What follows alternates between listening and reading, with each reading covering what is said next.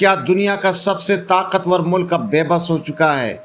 Trump चीन से मदद मांगने पहुंचे, लेकिन चीन ने ऐसी 4 शर्तें रख दी कि पूरी दुनिया हैरान रह गई। एक वक्त था जब पूरी दुनिया में अमेरिका की सुपर पावर वाली बादशाहत चलती थी। हर देश अमेरिका का नाम सुनकर सोच में पड़ जाता था, लेकिन अब हालात तेज़ी से बदलते दिखाई दे रहे हैं।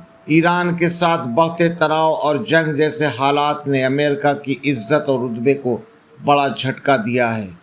कहा जा रहा है कि ईरान ने सिर्फ जवाब नहीं दिया, बल्कि अमेरिका की ताकत को खुलकर चुनौती दे दी।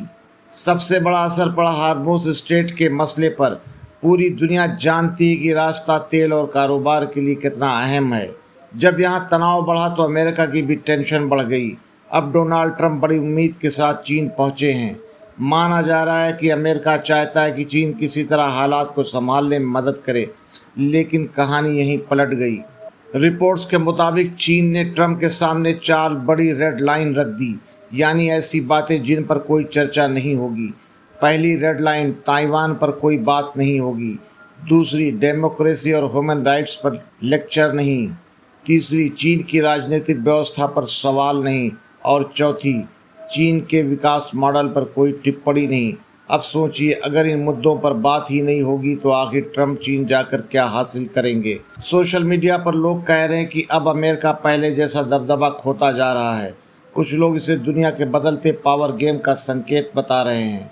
वहीं कुछ लोग मानते हैं कि चीन अब खुलकर अमेरिका को चुनौती देने लगा है।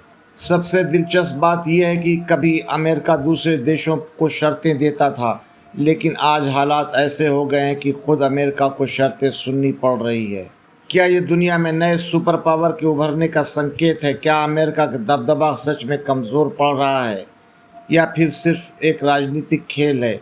लेकिन इतना तय है, दुनिया की राजनीति अब पहले जैसी नहीं रही। ईरान ने अमेरिका की हैसियत बता दी।